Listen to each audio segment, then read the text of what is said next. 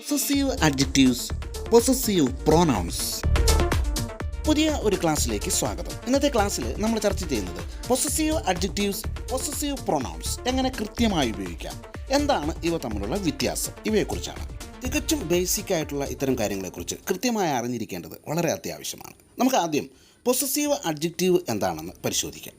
അതിനു മുമ്പ് അഡ്ജക്റ്റീവ് എന്താണ് എന്ന് നമ്മൾ അറിഞ്ഞിരിക്കണം. എന്താണ് അഡ്ജക്റ്റീവ്? അഡ്ജക്റ്റീവ് എന്ന് പറയുമ്പോൾ ഒരു നാമത്തെ വിശേഷിപ്പിക്കുന്ന വാക്കാണ് ഏത്? അഡ്ജക്റ്റീവ്.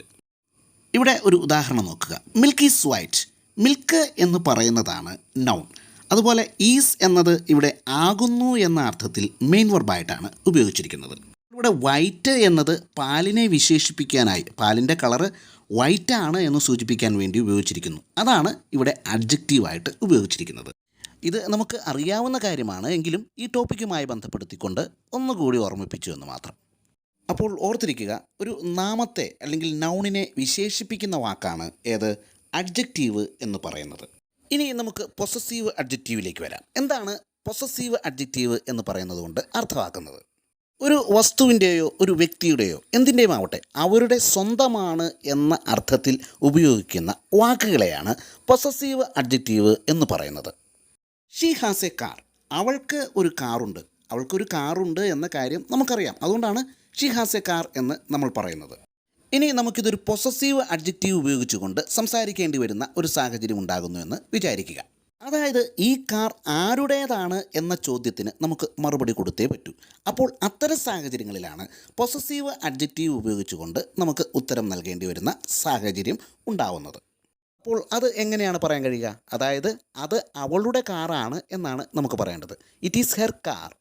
ഇവിടെ പൊസസീവ് അഡ്ജക്റ്റീവായി ഉപയോഗിച്ചിരിക്കുന്നത് ഹെർ എന്ന വാക്കാണ്. അതായത് പൊസസീവ് അഡ്ജക്റ്റീവ് എന്ന് പറയുന്നത് ഇവയൊക്കെയാണ്: my, your, his, her, its, our and their. ഇവിടെ ഇറ്റ്സ് എന്നത് പ്രത്യേകം നോട്ട് ചെയ്യുക. അവിടെ അപ്പോസ്ട്രഫി പാടില്ല. ഇറ്റ്സ് എന്ന് പറഞ്ഞാൽ അതിൻ്റെ അർത്ഥം ആകുന്നു, ഇത് ആകുന്നു എന്നാകും. അപ്പോൾ അപ്പോസ്ട്രഫി ഉപയോഗിക്കാൻ പാടില്ല. My name is Simon. ഇവിടെ മൈ എന്നതാണ് ഏത്? Possessive adjective. എന്നെക്കുറിച്ച്, എൻ്റെ പൊസഷനെക്കുറിച്ച് അല്ലെ എൻ്റെ ഓണർഷിപ്പിനെ കുറിച്ചാണ് ഇവിടെ സൂചിപ്പിക്കുന്നത് പൊസസീവ് അഡ്ജക്റ്റീവ് ഉപയോഗിച്ചുകൊണ്ട്. Our house is big. ഇവിടെ പൊസസീവ് അഡ്ജക്റ്റീവായിട്ട് ഉപയോഗിച്ചിരിക്കുന്നത് അവറാണ്. അതായത് ഞങ്ങളുടെ എന്ന അർത്ഥത്തിൽ, ഞങ്ങളുടെ വീട് എന്ന ഓണർഷിപ്പ് അല്ലെങ്കിൽ പൊസഷനെ കുറിച്ചാണ് ഇവിടെ സൂചിപ്പിക്കുന്നത്. ഇനി പൊസസീവ് അഡ്ജക്റ്റീവ് എന്ന് പറയുന്നത് ഇവയാണ് എന്ന കാര്യം പ്രത്യേകം ഓർത്ത് വയ്ക്കുക. ഇനി നമുക്ക് പൊസസീവ് പ്രോനൗൺ എന്താണെന്ന് കൂടി പരിശോധിക്കാം. അതിനുശേഷം ഇവ തമ്മിലുള്ള വ്യത്യാസവും ഇവയുടെ ഉപയോഗങ്ങളുടെ വ്യത്യാസവും പരിശോധിക്കാം. Possessive pronouns. പൊസസീവ് പ്രോനൗൺസ് എന്താണെന്ന് മനസ്സിലാക്കുന്നതിന് മുമ്പ് പ്രോനൗൺസ് എന്താണെന്ന് ഒന്ന് ഓർത്തിരിക്കുന്നത് നല്ലതാണ്. ഒരു നൗണിന് പകരമായി ഉപയോഗിക്കുന്ന, ഒരു നാമത്തിന് പകരമായി ഉപയോഗിക്കുന്ന വാക്കാണ് പ്രോനൗൺ. ഒരു ഉദാഹരണം നോക്കാം. Mister Jones lives next door. He's a doctor. Mister John തൊട്ടടുത്താണ് താമസിക്കുന്നത്. അദ്ദേഹം ഒരു ഡോക്ടറാണ്. അദ്ദേഹം, അതായത് ഹീ, അതായത് ജോൺ എന്ന വ്യക്തിക്ക് പകരമായി രണ്ടാമത്തെ സെൻറ്റൻസിൽ ഉപയോഗിച്ചിരിക്കുന്നത് ഹി എന്ന വാക്കാണ്. ഇതിനെയാണ് പ്രോനൗൺ എന്ന് പറയുന്നത്. പകരമായി ഉപയോഗിക്കുന്ന, നൗണിന് പകരമായി ഉപയോഗിക്കുന്ന വാക്കിനെയാണ് പ്രോനൗൺ എന്ന് പറയുന്നത്. പൊസസീവ് പ്രൊനൗൺസ് എന്ന് പറയുന്നത് mine, ours, yours, his, hers, its, theirs എന്നിവയാണ്. ഇവിടെയും ഇറ്റ്സിന് അപ്പോസ്ട്രഫി ഇല്ല എന്നുള്ള കാര്യം പ്രത്യേകം ഓർക്കുക. I have a car. എനിക്ക് ഒരു കാറുണ്ട്. ഇനി നമ്മളൊരു ചോദ്യം ചോദിക്കുകയാണ്. Whose car is this? ഈ കാറ് ആരുടേതാണ്? നമുക്ക് രണ്ട് രീതിയിൽ ഇതിന് ഉത്തരം പറയാം. ഒന്ന്, ഇത് എൻ്റെ കാറാണ് എന്ന് പറയാം. അതുപോലെ തന്നെ മറ്റൊരു രീതിയിലും പറയാം. അതേതാണ്? ഇത് എൻ്റേതാണ് എന്നും നമുക്ക് പറയാം. ഇത് എൻ്റെ കാറാണ്. This is my car. ഇനി ഇത് എൻ്റേതാണ് എങ്ങനെ പറയും? This is mine. ഇവിടെ രണ്ടാമത്തെ സെൻറ്റൻസിൽ നൗണിനെ റീപ്ലേസ് ചെയ്തിരിക്കുന്നത് കാണാം. അതായത് നൗണിനെ എടുത്തു പറഞ്ഞിട്ടില്ല എന്ന കാര്യം ശ്രദ്ധിക്കുക. അതുപോലെ ഉപയോഗത്തിലുള്ള വ്യത്യാസം കൂടി ശ്രദ്ധിക്കുക. This is my car. ഇവിടെ മൈ എന്ന പൊസസീവ് അഡ്ജക്റ്റീവ് ഉപയോഗിച്ചതിന് ശേഷം കാർ എന്ന നൗൺ വന്നിരിക്കുകയാണ്. എന്നാൽ രണ്ടാമത്തെ sentence this is mine car എന്ന് പറയാൻ പാടില്ല. അങ്ങനെ പറയുന്നത് തെറ്റാണ്. അതായത് ഒരു പൊസസീവ് അഡ്ജക്റ്റീവിന് ശേഷം ഒരു നൗൺ ഉപയോഗിച്ചിരിക്കണം. എന്നാൽ ഒരു പൊസസീവ് പ്രോനൗണിന് ശേഷം ഒരു നൗൺ ഉപയോഗിക്കുവാൻ പാടില്ല എന്നതാണ് നിയമം. അപ്പോൾ ഇതാണ് ഇവയുടെ ഉപയോഗത്തിലെ പ്രധാനപ്പെട്ട വ്യത്യാസം എന്ന് പറയുന്നത്. ഇനി നമുക്ക് ഈ സെൻറ്റൻസ് ഒന്ന് ശ്രദ്ധിക്കാം. My car is white and her car is blue. ഇവിടെ നമ്മൾ മൈ എന്ന പൊസസീവ് അഡ്ജക്റ്റീവും ഹെർ എന്ന പൊസസീവ് അഡ്ജക്റ്റീവുമാണ് ഉപയോഗിച്ചിരിക്കുന്നത്.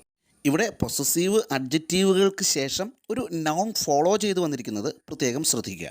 ഇനി നമുക്ക് ഈ സെൻറ്റൻസിനെ അല്പം സ്റ്റാൻഡേർഡായിട്ട് പറയാൻ ശ്രമിക്കാം. യഥാർത്ഥത്തിൽ പറയേണ്ടതും ഇങ്ങനെയാണ്. അതായത് എൻ്റെ കാർ വെളുത്തതാണ്, അവളുടേത് നീലയാണ് എന്നാണ് നമ്മൾ സാധാരണ സംഭാഷണത്തിൽ പറയാറ്. ഈ സെൻറ്റൻസ് നമുക്ക് എങ്ങനെ പറയാൻ കഴിയും ഒന്ന് പറഞ്ഞു നോക്കൂ. അതായത് my car is white and hers is blue. ഇവിടെ ഹേഴ്സ് എന്ന പൊസസീവ് പ്രോനൗണിന് ശേഷം കാർ എന്ന നൗൺ ഉപയോഗിച്ചിട്ടില്ല. അതായത് my car is white and hers car is blue എന്ന് പറയുന്നത് തെറ്റാണ്. അങ്ങനെ ഉപയോഗിക്കുവാൻ പാടില്ല. അങ്ങനെ ഉപയോഗിക്കുന്നത് തെറ്റാണ്. ഇവിടെ പൊസസീവ് പ്രോനൗണായ ഹേഴ്സിൻ്റെ സഹായത്താൽ കാർ എന്ന നൗണിനെ റീപ്ലേസ് ചെയ്തിരിക്കുകയാണ്.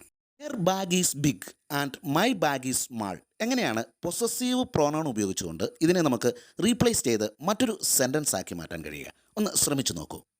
അവളുടെ ബാഗ് വലുതും എൻ്റേത് ചെറുതുമാണ് എന്നാണ് നമുക്ക് പറയേണ്ടത്. എങ്ങനെയാണ് നമുക്കിത് പറയാൻ കഴിയുക? Her bag is big and mine is small.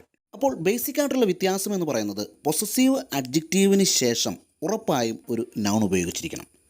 എന്നാൽ ഒരു പൊസസീവ് പ്രോനൗണിന് ശേഷം ഒരു നൗൺ ഉപയോഗിക്കുവാൻ പാടില്ല. അപ്പോൾ പൊസസീവ് അഡ്ജക്റ്റീവ് എന്താണെന്നും പൊസസീവ് പ്രോനൗൺ എന്താണെന്നും അവയുടെ ഉപയോഗവും ഉപയോഗത്തിൻ്റെ വ്യത്യാസവും എന്താണെന്ന് മനസ്സിലായെന്ന് വിശ്വസിക്കുന്നു. അപ്പോൾ വീഡിയോ ഇഷ്ടമായെങ്കിൽ ലൈക്ക് ചെയ്യുക, സബ്സ്ക്രൈബ് ചെയ്യുക, അടുത്തുള്ള ബെല്ലൈക്കൺ അമർത്തുക, കൂടാതെ സപ്പോർട്ട് ചെയ്യുക. വീണ്ടും ഒരു വീഡിയോയുമായി നമുക്ക് വീണ്ടും കണ്ടുമുട്ടാം.